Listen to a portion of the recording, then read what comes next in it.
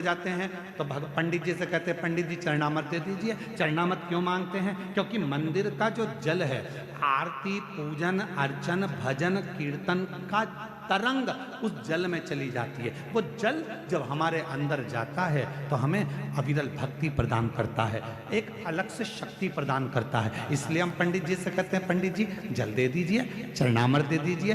पंडित जी जल देते हैं, हम उस चरणामत को पीते हैं, वो जल हमें प्राप्त होता है, हम चरणामत पीते, जल पीते। तो आखिर लोग पूछते हैं महाराज जी एक लोटा जल सारी समस्या का हल ये कैसे हो सकता है? उसका एक कारण है, मंदिर में रखे हुए जल को जब ब्राह्मण देवता पंडित जी हमारे हाथ में चरणामत जान कर देते हैं, उस जल को हम पीते हैं तो हमारी अकाल मृत्यु जैसे टलती है, अकाल मृत्यु का हरण हो जाता है।